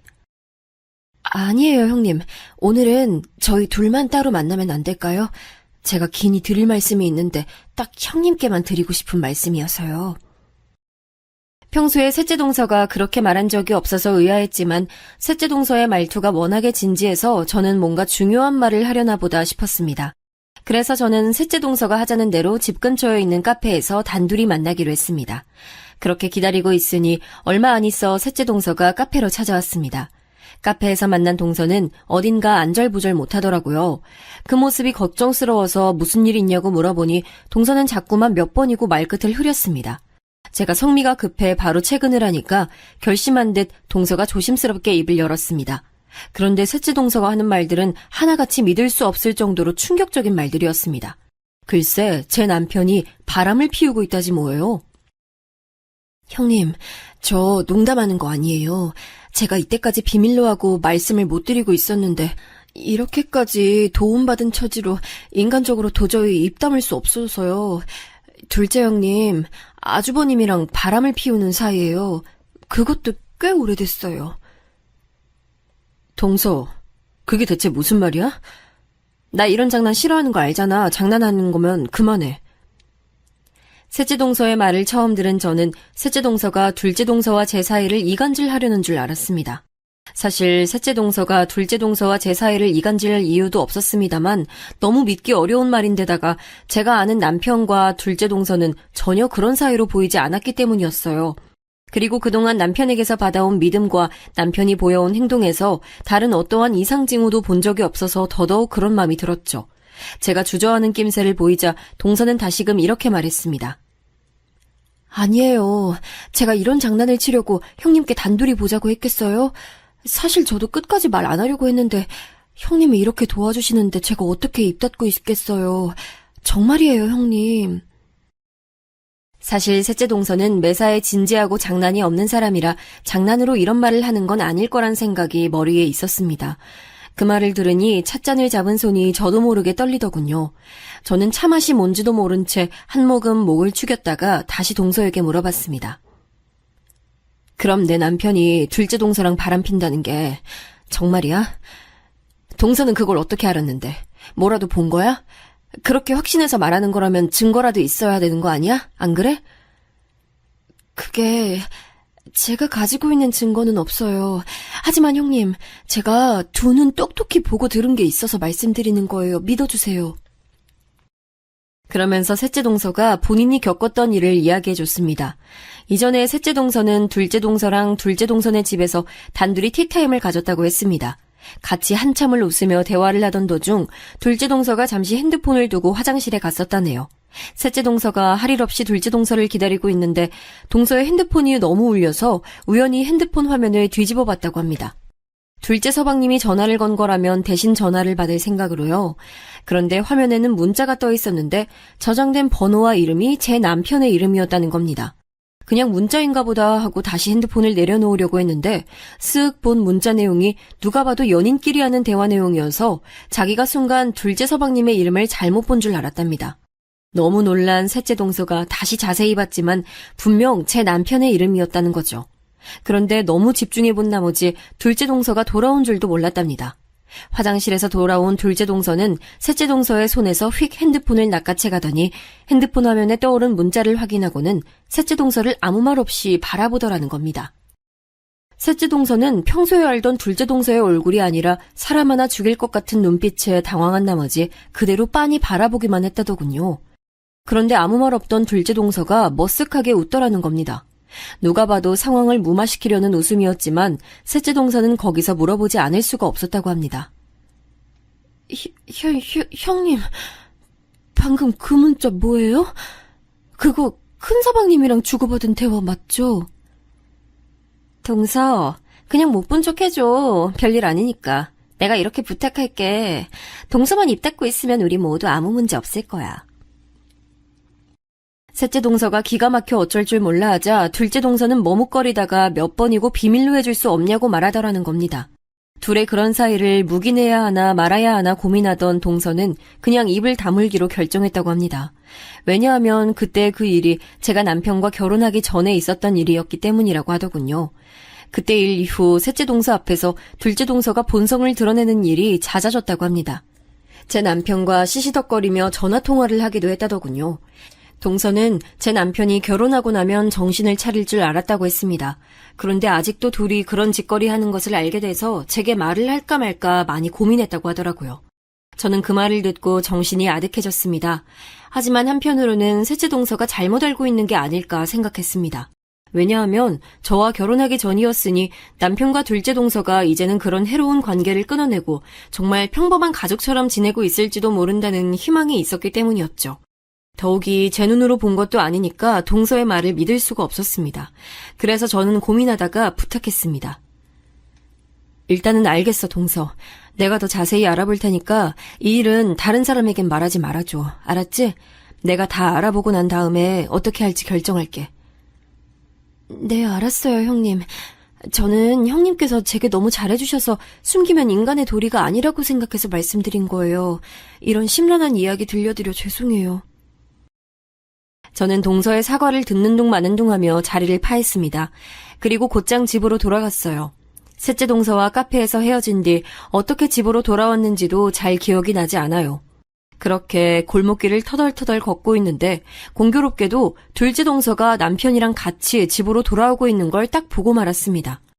저는 방금 나눈 대화가 기억이 나 당황하면서 둘에게 물어봤어요. 여보, 이 시간에 어쩐 일이야? 아직 일하는 시간 아니야? 아, 오늘 손님 없어서 일찍 닫고 들어오던 중이었는데 재수 씨랑 요 앞에서 딱 만나서 같이 오던 중이었어. 이전이라면 고지곳대로 믿었을 텐데 그날따라 그 말이 이상하게 들리더라고요. 한가한 철이 되긴 했지만 남편이 가게에 손님이 없다고 가게를 일찍 닫고 들어오는 일은 손에 꼽았습니다. 게다가 둘째 동서도 별 이유 없이 찾아오더라도 제게 꼭 연락을 먼저 하고 찾아왔었거든요. 그런데 저는 동서에게 받은 연락도 없었고 남편에게도 일찍 들어간다는 연락을 받은 적도 없었습니다. 저는 마음속에 떠오른 의심을 숨기려 애써 표정 관리를 하면서 남편과 동서와 같이 집으로 들어갔습니다. 여느 날처럼 3명이 모였으니 치킨에 맥주 한잔 하자는 남편의 제안에 원치 않았지만 술도 한 잔씩 했죠. 원래 저는 맥주 한 병 정도면 취하는데 그날은 마음이 곤두서 있어서 그런지 잘 취하지도 않았습니다. 그리고 그날따라 동서가 남편 보고 웃으면서 어깨를 가볍게 때리는 모습이나 자연스럽게 남편 옆에 자리 잡고 앉아있는 것, 그리고 닭고기 살을 발라내어주는 것까지 이전엔 잘 보이지 않았던 게 보이기 시작하는 거예요. 둘이서 한참을 그렇게 떠드는 걸 억지로 웃으면서 보고 있자니 속이 메스꺼리더군요. 그러다 맥주 3병쯤 나눠 마셨을 때 동서가 제게 말했습니다. 아, 형님, 오늘따라 술기운이 왜 이렇게 빨리 올라오죠? 저 오늘도 여기서 자고 가도 되죠? 안 될 게 뭐 있어. 조금 있다가 이불 펴줄 테니까 거기서 자고 가. 평소에도 동서는 남편이랑 저랑 같이 술 한잔하면 여기서 자고 아침 식사까지 하고 가는 일이 빈번했습니다. 사실 둘째 서방님은 3교대 근무라 밤에 집에 없을 때가 많았어요. 그래서 둘째 동서가 무섭다고 할 때가 많아 제가 먼저 남편에게 여기서 재워서 보내자고 한 적도 있었긴 했죠. 그날은 동서에게 그냥 집에 가서 자라고 하고 싶었지만 셋째 동서에게 들은 이야기를 확인해보고 싶었습니다. 식사 후 뒷정리를 하는 동안 남편은 동서에게 이불을 펴주겠다고 했고 저는 피곤하다는 남편에게 먼저 자도 된다고 했습니다. 그렇게 남편도 침대에서 잠들고 동서도 잠이 들었지만 저는 잠을 이루지 못했죠. 확인할 게 있었기 때문입니다. 저는 몰래 자고 있던 둘째 동서의 핸드폰을 확인했는데 비번이 안 걸려 있어서 쉽게 확인할 수 있었습니다. 의심스러운 것은 하나도 없었고요. 가족 단톡방에서 이야기한 것 말고 남편과 사적으로 대화를 한 흔적도 없었고 전화 기록도 없었습니다. 남편의 핸드폰을 확인해도 마찬가지였습니다. 하지만 그 부분이 이상했습니다. 둘의 핸드폰은 인위적으로 지운 것처럼 서로에 관한 대화 흔적이 아무것도 없었거든요. 둘째 동서는 저랑 남편과 일주일에 한두 번은 꼭 만나고 만나기 전에 전화통화로 연락도 하는 것으로 알고 있는데 그 흔적도 없었으니까요. 저는 온몸에 피가 식는 것이 느껴졌습니다. 직감적으로 둘 사이에 뭔가 있다는 게 느껴졌죠. 저는 제대로 된 증거를 잡기로 마음먹었습니다. 제가 온종일 둘째 동서와 같이 있는 게 아니라서 동서를 파고드는 일은 어려웠기 때문에 매일 집에 돌아오는 남편에게 집중했죠. 남편에게 특별한 흔적이 있나 없나 확인도 하고 몰래 핸드폰을 확인하고 그랬습니다.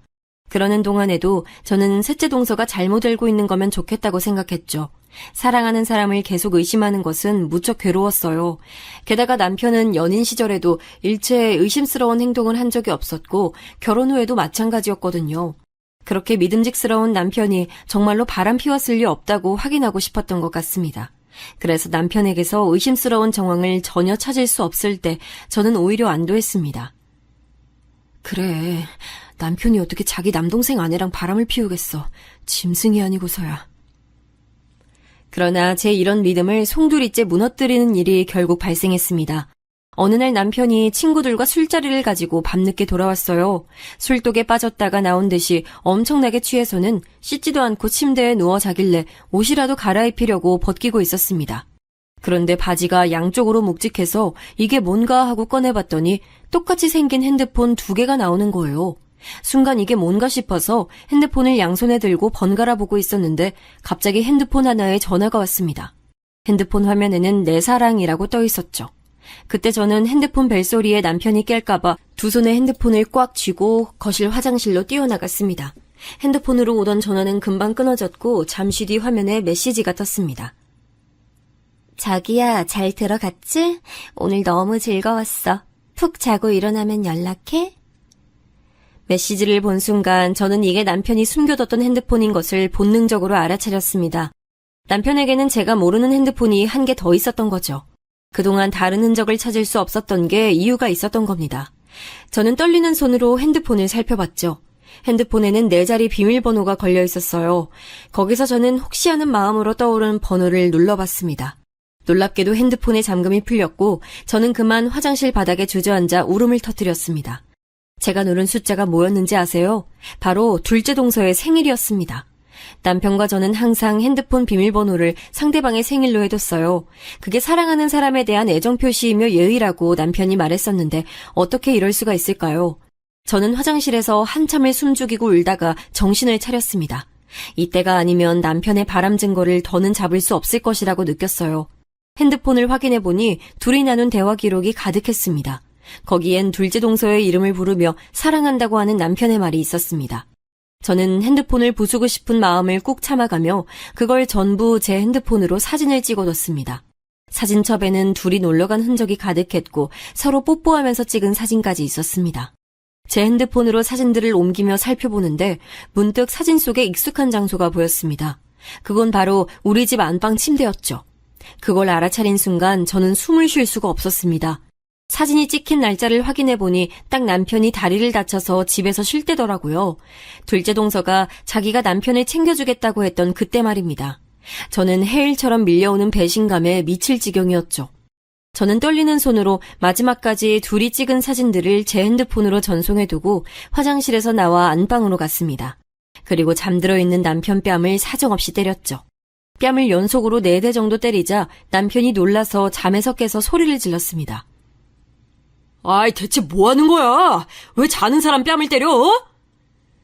저는 남편의 말에 아무 대답도 하지 않고 남편에게 핸드폰 2개를 던졌습니다.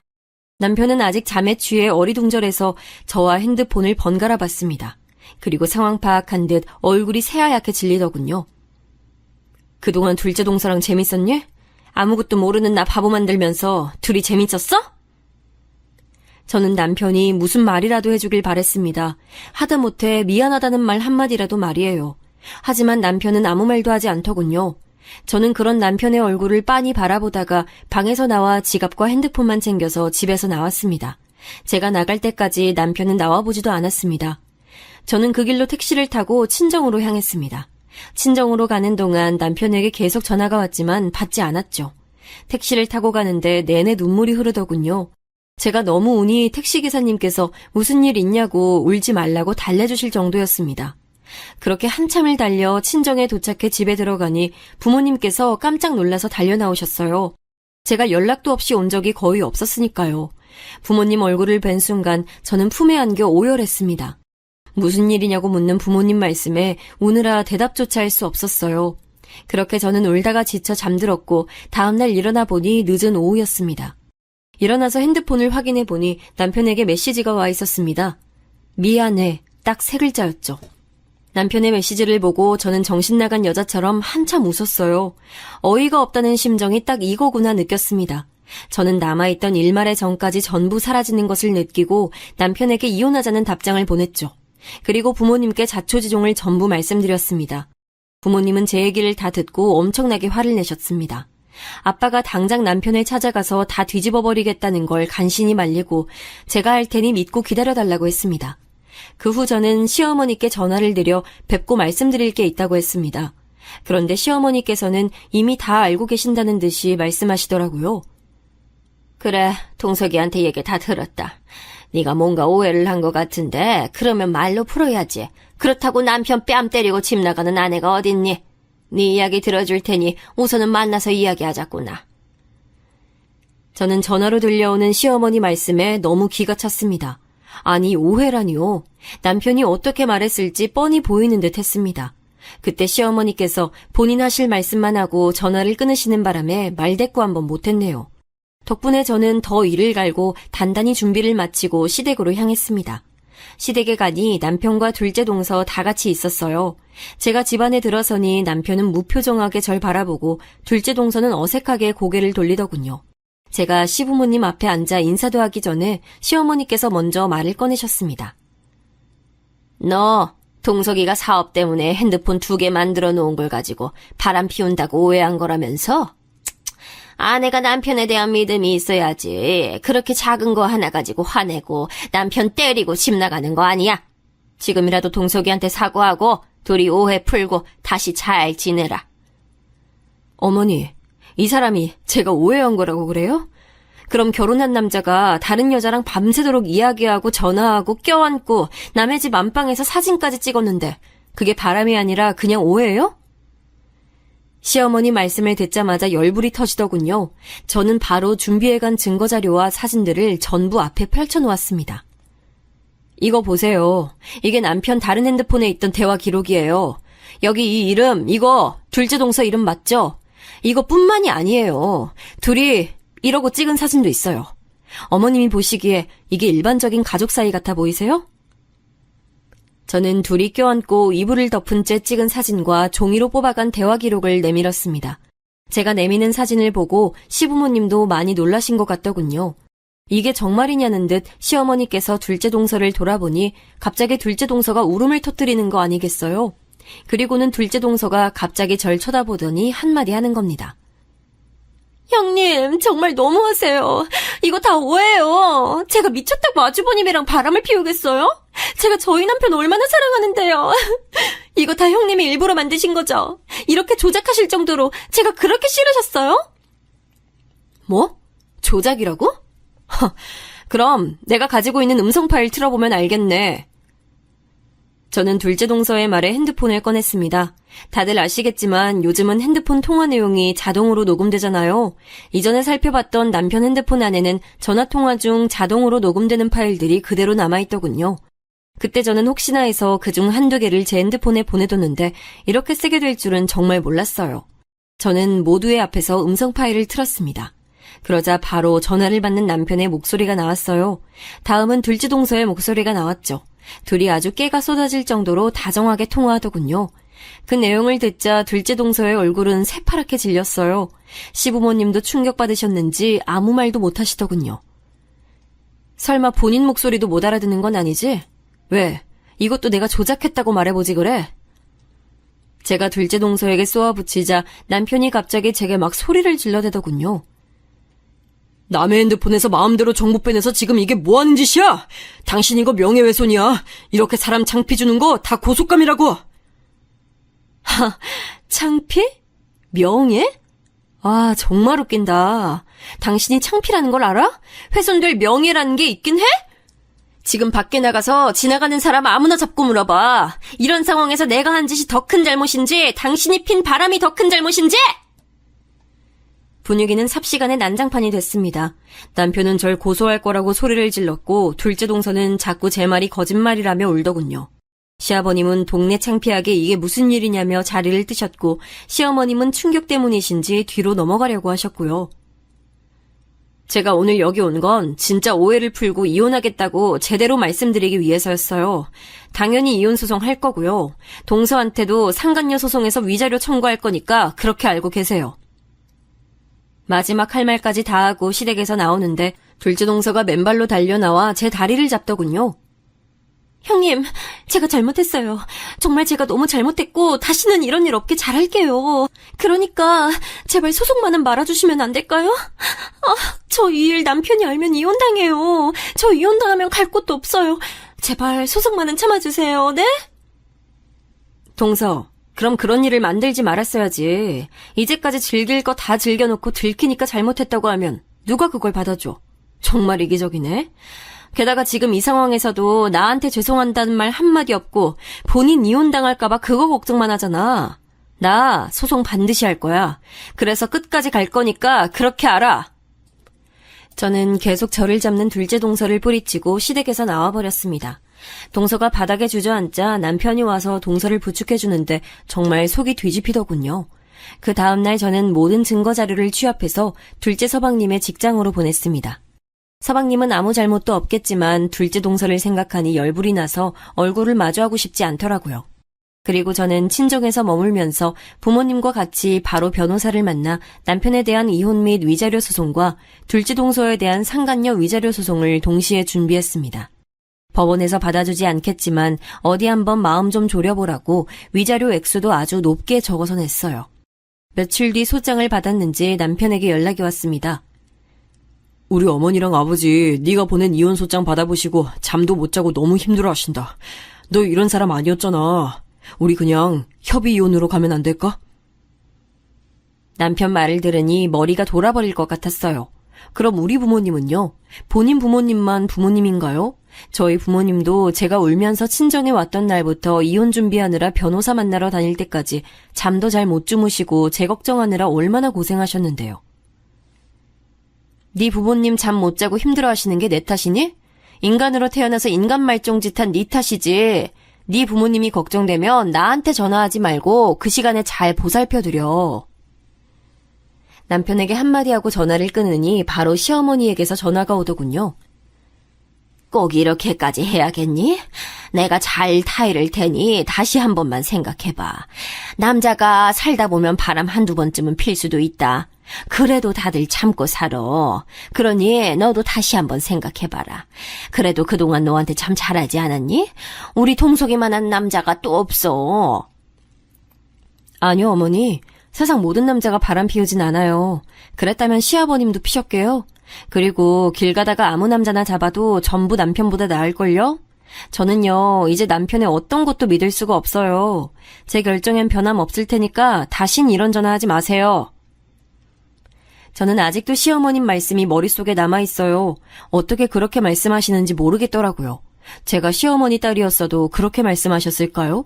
둘째 동서도 마찬가지였어요. 서방님께서 제가 보낸 증거 자료를 보고 이혼하겠다고 했다며 절 찾아와서는 뭐라고 했는지 아세요? 형님, 저 남편이 이혼하재요. 이게 다 형님 때문이에요. 형님이 윗사람의 마음으로 너그럽게 넘어가 주셨다면 제가 이혼당하지 않았을 거고 다 표혼했을 거 아니에요. 지금이라도 저희 남편한테 가서 이거 다 거짓말이라고 한마디만 해주시면 안 돼요? 이게 말이 되나요? 저는 둘째 동서의 말에 절대 안 된다고 하고 당장 나가라고 했지만 둘째 동서는 제가 둘째 서방님에게 말해줄 때까지 안 나갈 거라면서 버티더군요. 그래서 112에 전화해서 끌어냈습니다. 안 나간다고 얼마나 고래고래 소리를 지르던지 그날 귀가 떨어지는 줄 알았어요. 이후론 연락도 안 오고 찾아오지도 않아서 그렇게 일단락됐다고 생각했죠. 그런데 생각지 못했던 다른 복병이 있었던 거예요. 바로 둘째 동서 부모님이었어요. 연락 오신 두 분은 제게 꼭 한번 만났으면 한다고 간곡하게 말씀하셨습니다. 처음에 저는 두 분을 만날 일이 없다고 거절했지만 몇 번이나 연락해서 만나서 할 얘기가 있다고 하시길래 도대체 무슨 말을 하실지 궁금해서 만나 뵈러 나갔습니다. 약속 장소로 가니 둘째 동서와 어르신 두 분이 계시더군요. 이야기 많이 들었어요. 내가 자식을 잘못 키워 미안합니다. 내가 대신 사과할 테니 우리 애 한 번만 용서해주면 좋겠습니다. 지금 그쪽에서 보낸 소장이랑 얘 남편도 이혼 소송한다고 난리라. 합의해주면 안 될까요? 저는 그 이야기를 듣자마자 둘째 동서를 쳐다봤습니다. 동서는 아직도 제가 잘못했다고 생각하는지 저를 째려보더군요. 죄송하지만 그렇게는 안 될 것 같습니다. 입장 바꿔서 두 분의 딸이 제 입장이라면 이러실 수 있으세요? 저도 동서 때문에 가정을 잃고 지금 정신적인 피해까지 입었어요. 그런데 제가 어떻게 용서를 할 수 있겠어요? 그러지 말고 이 돈 받고 생각 바꿔주면 안 되겠어요? 아니, 세상에 안 되는 게 어디 있어요. 한 번만 다시 생각해줘요. 어르신은 갑자기 가방 안에서 두툼한 종이봉투를 꺼내서 제 손에 쥐어주셨습니다. 저는 제 손에 봉투가 닿자마자 너무 역겨워서 그대로 봉투를 바닥에 던져버렸죠. 지금 제가 받은 피해를 돈으로 어떻게든 하실 수 있을 거라고 생각하신 모양인데 잘못 생각하셨어요. 저 절대 합의해줄 생각 없습니다. 오히려 동네방네 소문나서 평생 얼굴도 못 들고 다녔으면 좋겠거든요. 아니, 이게 무슨 경우 없는 짓이에요. 사람이 정의를 보였으면 받는 신용이라도 해야지. 그리고 솔직히 바람난 게 내 딸 잘못만도 아니지. 막말로 남편한테 얼마나 못했으면 바람이 났겠어요. 이런 성질머리 보니 딱 보이네 보여. 그래서 그쪽 따님은 얼마나 못났으면 제대로 된 남자를 못 만나고 남의 남자랑 몰래 바람이나 피우고 살았대요? 그런 걸 뭐라고 하는 줄 아세요? 첩살이라고 해요. 되게 잘난 따님은 겨우 내 남편 첩이었던 거라고요. 첩? 야, 너 말 다 했어? 그동안 꿀먹은 벙어리처럼 앉아있던 둘째 동서가 제 말에 약이 올랐는지 소리를 빽 지르더군요.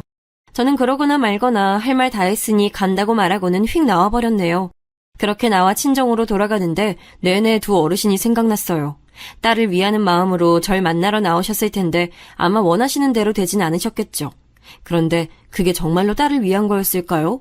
아무리 자식을 사랑해도 잘못된 길로 가면 바로 잡아주는 게 맞다고 보는데 말이죠. 그런 일들이 있고 난 후에도 남편과 시댁 그리고 둘째 동서는 계속 제게 연락을 해왔습니다. 법원에서 만날 날이 다가오니 불안해서였을까요? 하지만 저는 전혀 받지 않았고 변호사를 통해서 무조건 법대로 할 거라고 제 의사를 전달했습니다. 그리고 모든 것이 법대로 처리가 완료된 날 오랜만에 답답한 마음이 뻥 뚫리는 기분을 느낄 수 있었어요. 이제 모든 게 끝났다는 생각에 마음이 편안하면서도 한편으론 쓸쓸했습니다. 왜 하필 제게 이런 일이 일어났을까 자책도 하고 울기도 많이 울었죠. 하지만 한편으로는 더 늦기 전에 알아서 다행이라는 생각이 들었어요. 셋째 동서가 말해주지 않았다면 저는 아직도 모른 채로 남편과 같이 살고 있었겠죠. 하지만 이 일 때문에 저는 사람을 못 믿게 됐어요. 그렇게 믿음직스러운 남편도 결국 바람을 피우고 있었고 정말 좋은 사람이라 생각했던 둘째 동서는 남편과 같이 저를 속이고 있었고요. 셋째 동서는 둘의 비밀을 말해줘서 고맙긴 했지만 사실 제게 계속 숨기고 있었던 거잖아요. 그렇게 생각하면 머리가 아프고 믿음이라는 게 허무하게 느껴집니다. 그래도 상황이 마무리된 이후에는 별다른 일 없이 잘 지내고 있답니다. 이혼 소송 때 몇 번이나 주저앉고 싶을 정도로 힘들었지만 꾹 참고 버티니 봄날이 오더군요.